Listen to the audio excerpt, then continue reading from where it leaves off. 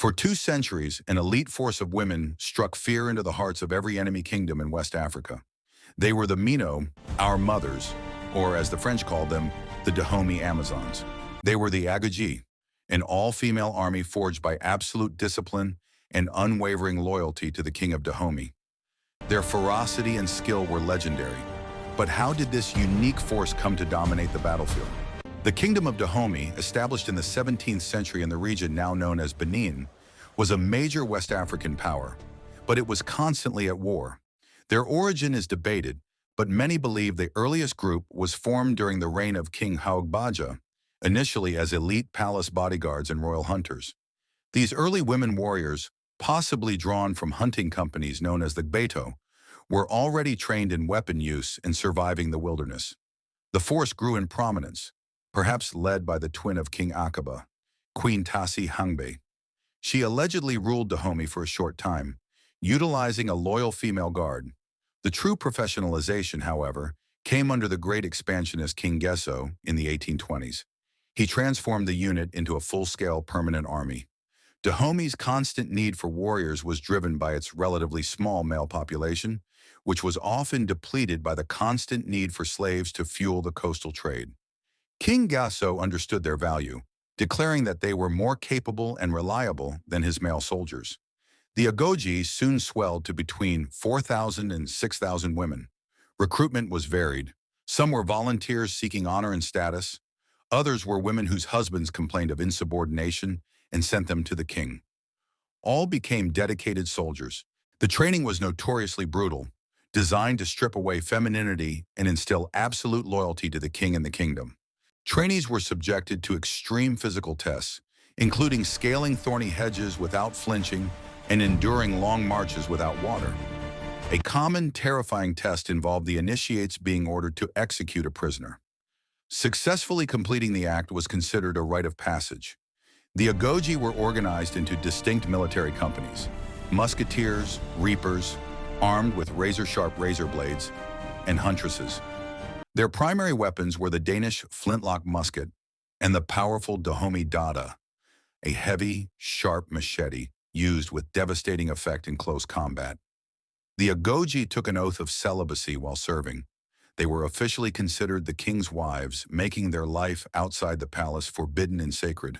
Their status was elevated above all citizens. When they left the palace, they were preceded by a slave ringing a bell, warning all men to stay clear and bow.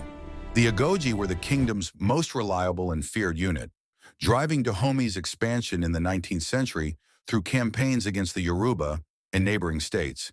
They were known for their superior discipline and their shock and awe tactics, often surprising enemies with their sudden, brutal mass charges. Their primary objective in many campaigns was the capture of prisoners who would be sold into the profitable transatlantic slave trade. This trade was Dahomey's lifeblood. European observers who encountered them consistently noted their incredible bravery and almost fanatical commitment to the cause, often fighting to the last woman. They became an international fascination. European travelers, explorers, and military leaders wrote extensively about them, often using the classical term Amazons. By the late 19th century, the growing threat came not from rival African kingdoms, but from the industrial military power of the encroaching French. The decisive conflicts were the First and Second Franco-Dahomeyan Wars, 1890 to 1894, where the Agojie faced professional French troops armed with breech-loading rifles and machine guns. Despite their incredible courage, with fewer than 1,000 Agojie warriors facing thousands of French and Allied troops, the war was a brutal, one-sided fight. They fought with legendary ferocity, engaging in devastating hand-to-hand combat. They were, however, completely outmatched by the enemy's superior firepower. The French eventually defeated Dahomey, and the great army of the Agojie was effectively dissolved, its existence prohibited. Only a few dozen of the great warrior force survived the final, devastating battles. Their story faded into local legend. The last known surviving Agojie was a woman named Nawi, who was discovered in a village in 1978 and passed away around 1979, taking the living memory of the force with her.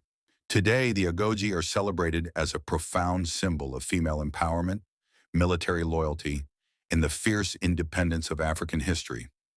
The Agojie have inspired modern culture, most recently serving as the direct inspiration for the Dora Milaje, the all-female guard in Marvel's Black Panther. Though their kingdom fell, the spirit of the Agojie, their discipline, honor, and unwillingness to yield, remains an indelible part of the nation's identity. They stood as fierce proof that skill, discipline, and loyalty know no gender. The story of the Agojie is a powerful chapter in the history of global military forces, a testament to the strength and organization of pre-colonial African societies.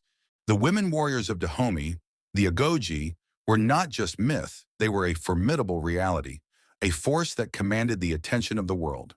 Did you know about the true history of the Dahomey Amazons? Share your thoughts on their incredible legacy in the comments.